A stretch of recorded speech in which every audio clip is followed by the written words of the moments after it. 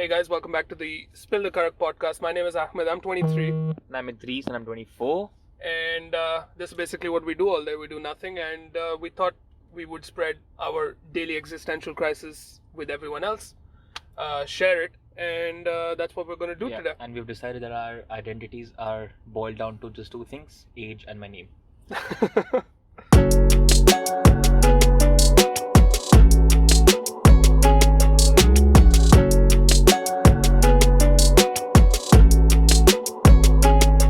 Alright, so on the docket for discussion today, we thought we would speak about Space. space. Yeah, just general Yeah. observations and questions Yeah. that we have about Whatever we space. have gathered in the few years that we've had. Of incessant YouTube searches, right? So let me start by asking you, do you believe that life exists out there other than just us? Let's start with numbers first. I think that's important. Let's start with like the hugeness, or I don't know if that's a word, but like how huge space is. So let's go for numbers first. So I think everybody kind of knows this, but let's assume some people don't. So we all know, like, okay, it's like tens, hundreds, thousands, and then there is 100,000s, there's lakhs, and then there's some people who say millions. But what a lot of people don't understand is that, like, you know how there's a thing that people say that your first 1 million is the most difficult, and then you can be a billionaire. No, wait. A minute is 60 seconds. A day is like 3,600 something seconds. A million seconds is 11 days, right? Okay. I might be somewhat wrong on that, but okay. Yeah, I know. It's about that much. I know what you're quoting. Yeah, it's about 11 days. Yeah. Okay, now tell me, what is a billion seconds? A billion with a B. I mean, I know because I've seen it too, but yeah, I think it's very interesting in terms of understanding the sheer scale of the universe.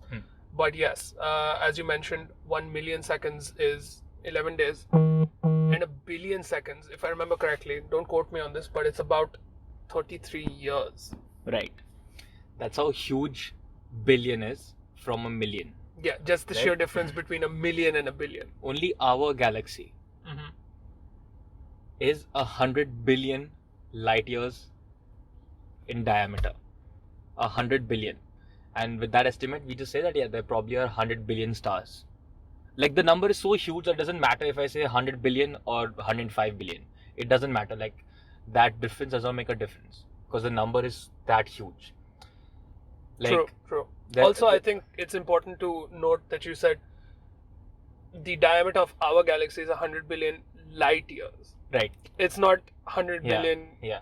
So, again, I'm assuming everyone who listens to us... Just explain a bit about what a light year is. Right. So, I'm assuming that everyone knows, but basically, 1 light year is the amount of time it takes for light to travel, the amount of distance that light covers in 1 year, right? Like, it takes 8 minutes for light to travel from the sun to the earth. So, like, if the sun just disappeared right now, it's dark, but let's say it was day, it just disappeared like this instant, we wouldn't know until 8 minutes after.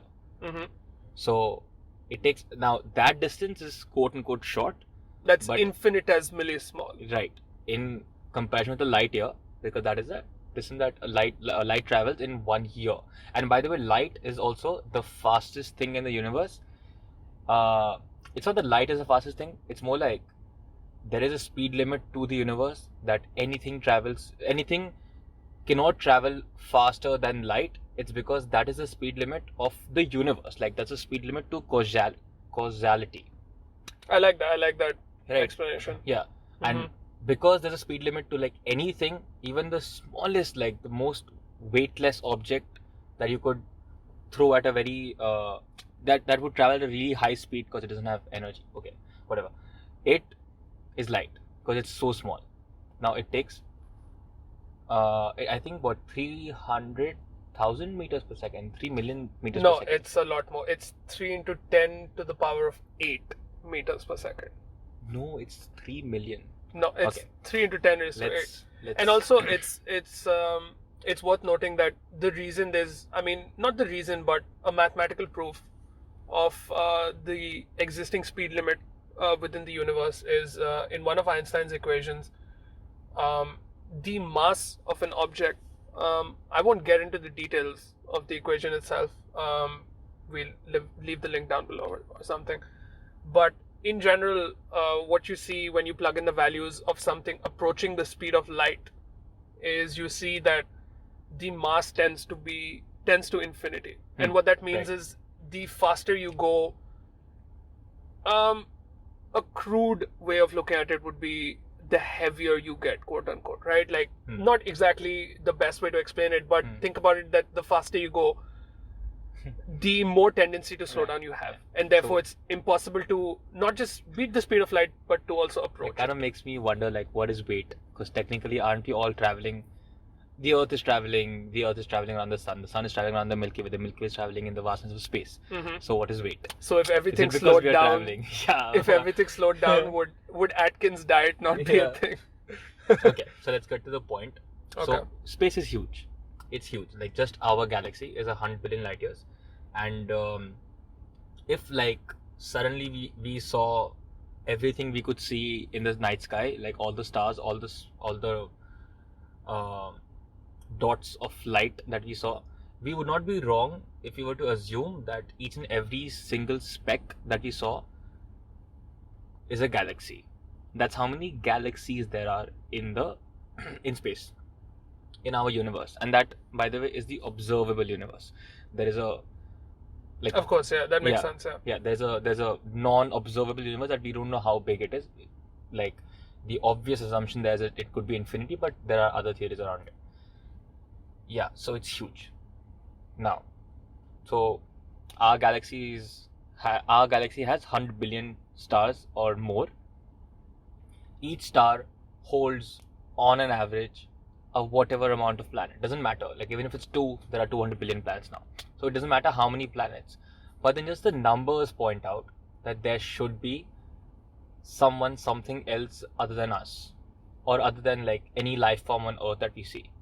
Like, to be fair, like, I'm more on the side where, like, yeah, I feel like some of the moons of Saturn, Jupiter, like, you know, those, I forgot the names, they probably do have some sort of life, if not like a reproducing organism, but like they have that protein buildup or something like that there, which is amino acids. I think that's the right thing. True. Yeah. I'm a BBA student, by the way, and Emma there is a medical student. Not a very good one at that. Yeah, I'm a good BBA student, because who's a bad BBA student? But okay, yeah. So yeah, there should be something out there. There has to be. No, I agree. I mean, if you think about the sheer infinity of the universe, then the numbers obviously would the probability that we are alone in this universe is just very low. It's too low, right? Like, there has to be life out there. There has to be. And I think an issue I take with our search for life out there is that I do feel like we seem to be looking for organisms that would be similar to us. For example, it does make sense because our way of life is all we know. Therefore, we look for carbon-based organisms and planets like the Earth, right? Yeah. But then, if you think about it, organisms exist on Earth that can survive under the harshest conditions. For example, everyone go ahead and Google this. They're called tardigrades. Right. And they're these, like, microscopic organisms, and they can basically survive in the vacuum of space. Yeah. For 3 years, I think it was 3 years. No, they were tardigrades found in an iceberg from 2,000 years ago that just tend to hibernate and reanimate themselves when the conditions are fine. It wasn't like it was their society, like a culture that was there growing. No, they hibernate when the situations aren't great. And as soon as situations are favorable for them, like the environment and the environmental stressors, they reanimate themselves. So they have been found in icebergs from 2,000 years ago, which makes me feel that obviously our search for life has been skewed in the sense that we're only looking for life as we know it. But also I do sympathize, because how else do you look for life? We wouldn't know. Right. But there's another way to look for life, right? Like the effect that life has on a planet. True.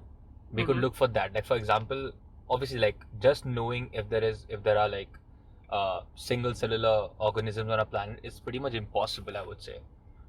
Until if they were carbon based, and then they would release gases that we see that here on Earth are being released by single cell organisms, we wouldn't know if they're single cell, if there's any life form on those planets. Also, don't you think it's not?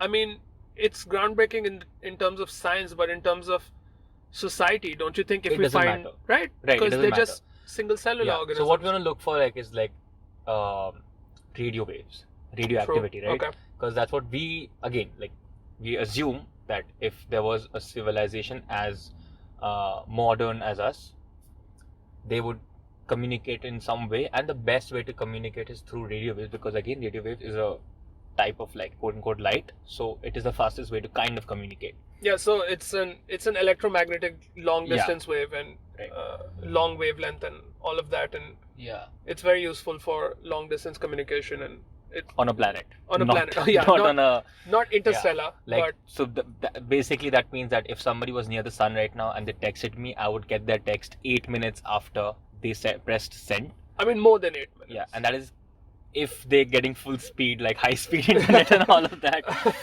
Let's assume Tesla Starlink, Elon Musk Starlink has now been launched, and then But even then, it would be slower than 8 minutes because his phone wouldn't transmit light. Yeah. Right? But still, best case scenario, let's say 10 minutes. It would take a while. I think it's also important to discuss at this point what sort of life might exist out there if they do, because I know you know about this.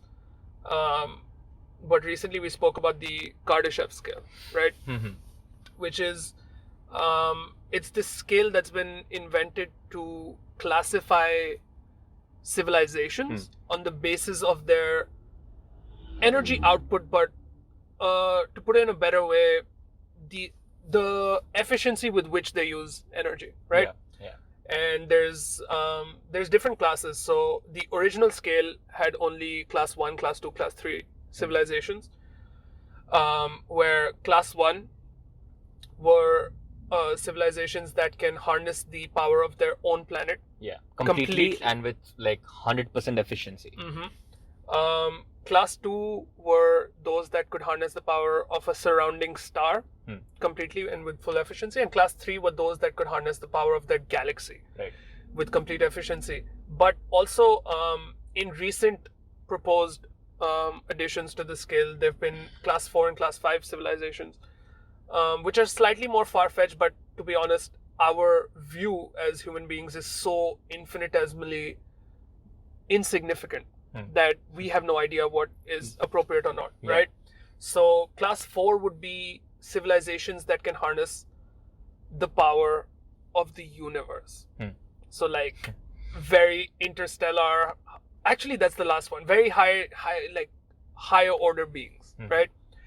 And class 5, according to the proposal, would be the interstellar higher dimensional beings, the beings that are the architects of the universe that we live in. Like, we wouldn't be wrong if we call them gods.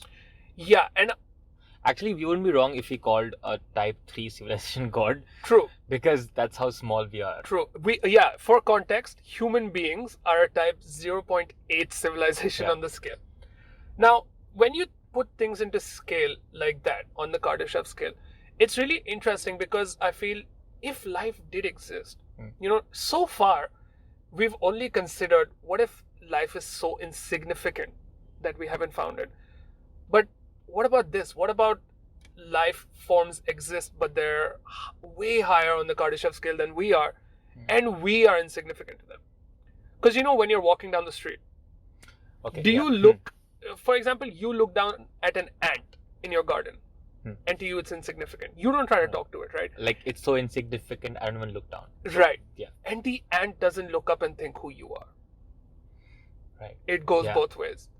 So one possibility is, what if we are so insignificant in the grand scheme of things that maybe civilizations do exist, they're just so much more advanced than us that it is not worth their time to talk to us yet.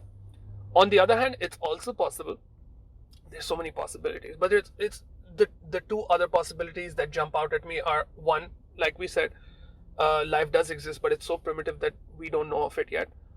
Or two, as we mentioned, I think how big did you say the diameter of our galaxy was? 100 billion light years. 100 billion light years, right? A good way of looking at that would be a planet at the edge of our galaxy. The light that we see today traveled from that planet 100 billion years ago. Am I correct in saying that? Not really. It's not. No, you're not correct there. Okay, go on. It's I can't explain this. I feel like I need to draw and explain this better. I think that would be better. Second channel coming soon. Because like space is expanding at the same time. Okay, makes sense. But that's one part to it. Okay. And so this is the 100 billion number is basically an estimate we have over how large our own galaxy is. Because it's difficult to see and measure something that you are in already. Like it's easier to look at something that's outside our galaxy and be like, okay, this is that small or that big. But it's more difficult to see how big our own is. To the exact numbers, by the way, not like. Okay, but no, I meant more along the lines of, is it accurate to say that the light we see today is a snapshot from the past? Yeah. It's not correct, right? Like for example, I read this thing that kind of should make you think that the closest galaxy to us is, you know what? Fine, I'll smaller the scale down. The closest star to us, I think it's called Proxima Centauri, something like that. Isn't it Alpha Centauri? Yeah, I think it has all the three words in it. Alpha, Proxima, yeah, whatever. Okay.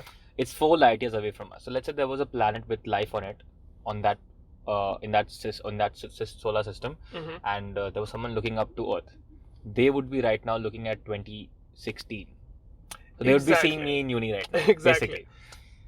So that to me is the third possibility. That what if the sheer scale of the universe, maybe planets are so far apart that we are witnessing maybe a fully fledged society, but just in their early primitive stages. Yeah, possibly. And same with them. Yeah. Maybe that's why they haven't made contact with us. Yeah. So those are to me. Also like the sheer time it takes for information to travel. So even if like for example we have sent information outside, like with a small summary of what humans are, what Earth is, where it is located, etc., into space, and it's like what some around 250 trillion miles away, and right now I don't know how many light years that is, but it's still not enough to have reached a significant portion of the universe that we can now using probability assume that it should by now have reached a planet that has life. It's maybe like 1% far from us in that sense. Okay. So we can't talk to them, they can't talk to us. We can't see them, they can't see us. And we're forever accelerating. Like even the life of the universe itself is a number, like it's 13-14 billion years. So we really can't tell, because like if something is like, let's say 250 million light years away, which is not that huge in terms of how big the universe is, for their light to reach us is basically going to take 250 million light years, which is like what, 7%? I might be wrong in the numbers there. Okay. But it's, yeah, whatever. It's like he's the BBA student, by the way. Yeah, I'm the BBA student. But I did math in grade 12. Yeah. Okay, so it doesn't really matter. Like even if I were to find, even if I saw like a planet that I see is emitting radio waves, we still wouldn't be able to talk to them. Because like if it reached us and we saw it, and we can tell how long it took for that light or that radio wave to reach us, it would take that same amount of time for us to reply to them. What if by then they're just extinct? And also, I mean, this is a whole different conversation, but then you have to think about Plato's great question. Can something ever reach something else if one of them had a head start? Because you can break down finite distances into infinite parts. But that's a whole another hole that we're digging. So we started off by talking about Fermi's paradox, which is generally if life does exist out there, where is it? Yeah. Now, I think we should also mention the Great Barrier Theory, right? The Great Barrier Theory is, and I'm not, disclaimer, like always, we are no experts on any of this. But still, the Great Barrier Theory basically states that all civilizations go through certain barrier stages that they must overcome or be annihilated by. And one possible answer to Fermi's paradox could be, although the probability of this is also extremely low, could be that each civilization, once it has accelerated to a certain level, once it has become advanced enough, faces some sort of barrier in its progress that they eventually become extinct.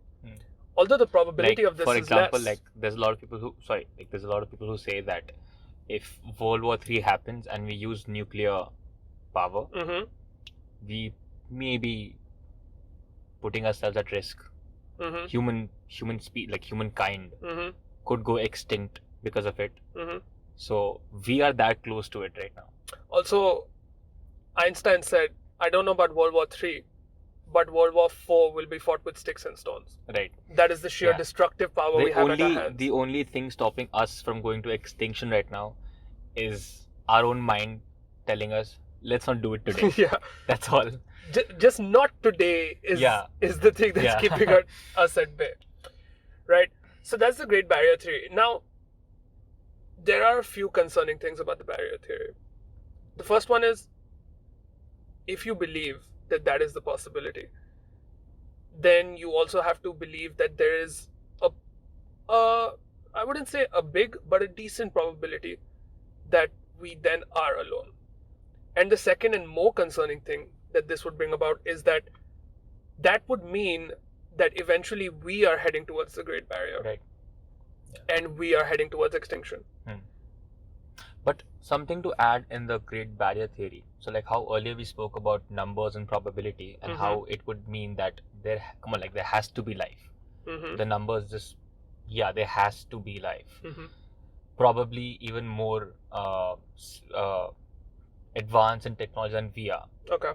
So why doesn't the probability thing apply to the Great Barrier, in the sense that if there has to be life and if there has to be so much of life around us, why isn't it possible that some of the life were able to go across the barrier?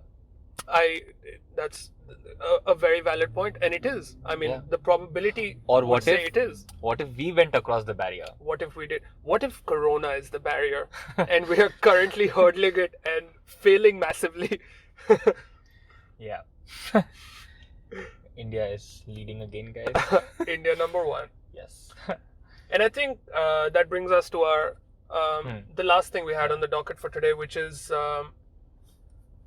although it's not Elon Musk's theory, but I think it has gained traction ever since he announced that he is a believer in the theory, just because of the probability and the numbers. We're going to talk about the simulation theory. Okay. So for anyone listening out there, this is a very old paper written in the 20th century, I believe. And basically what this states is, and Elon Musk has recently, in the last couple of years, come out and said that he is a believer in this theory. And the probability would point at it. And basically the implication of the simulation theory is that we're in the Matrix. We are in a simulation. So the reason for that is, the assumption would be either, let's look at two possible timelines, right? Either one, humanity reaches its Great Barrier and we fail, equals we go extinct, right? Let's look at the second probability, or the second timeline. Humanity reaches its Great Barrier, we succeed, and we are like an extremely advanced population.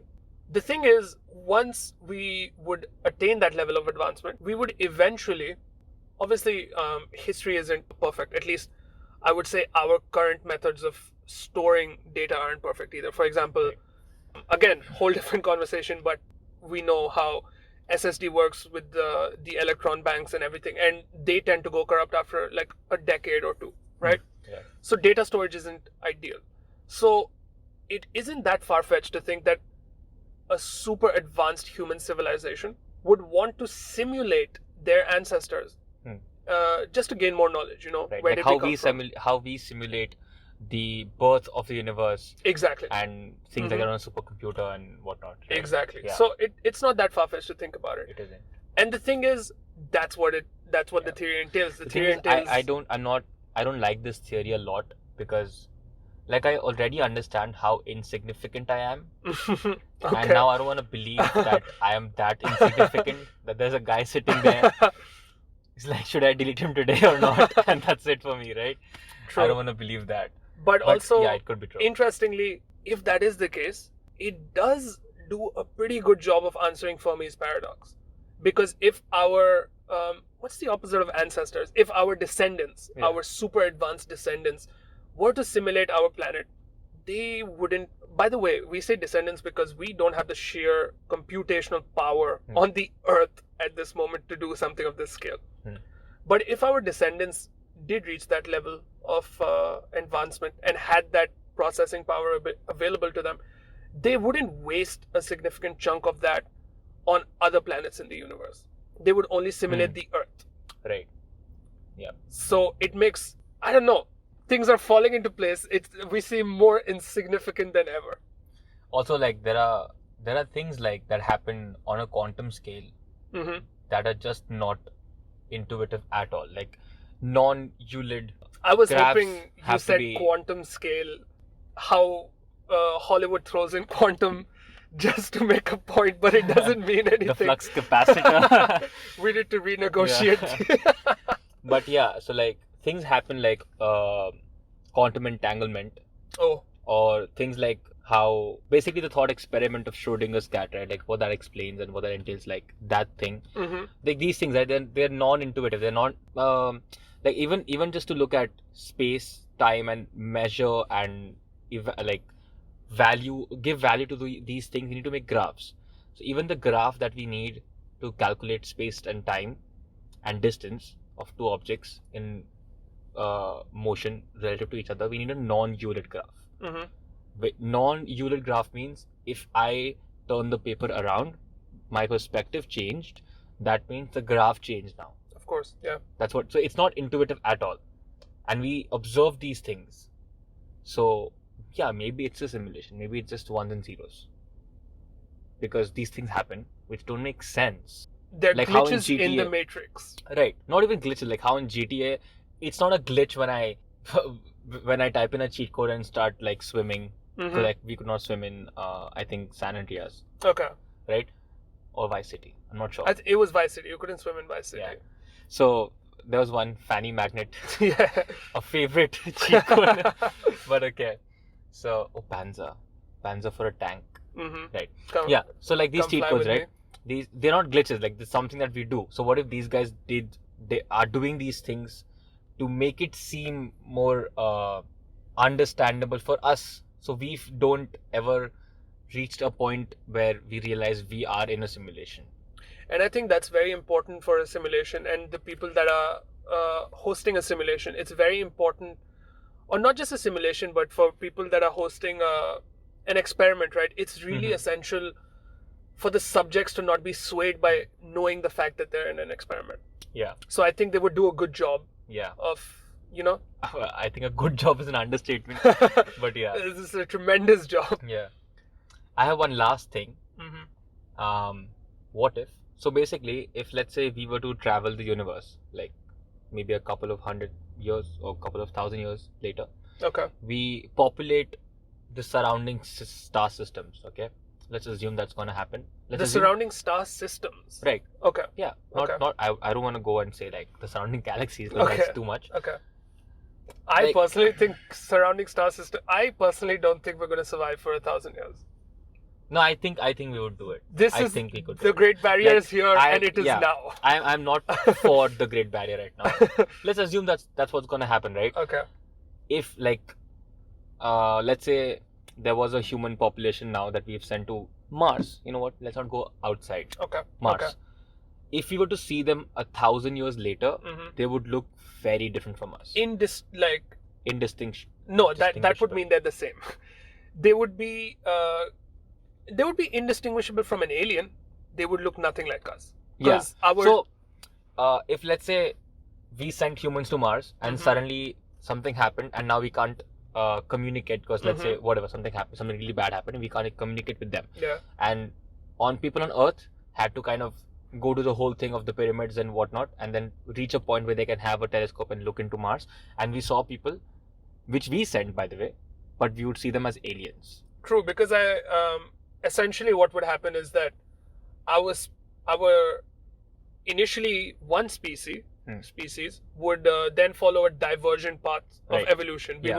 We would evolve differently on Earth as opposed to Mars because the environmental stressors would be different. We would adapt to the atmosphere there. And also, like we said, so history isn't, at least the recording of history isn't perfect. So eventually we would both forget that it's the same species on both planets. Yeah. So what if for the universe, we are the starting point for life to spread across? Do you believe that? Because that... Like, you know how a lot of people ask or say that, you know what, I'm too early to explore space and too late to explore the world.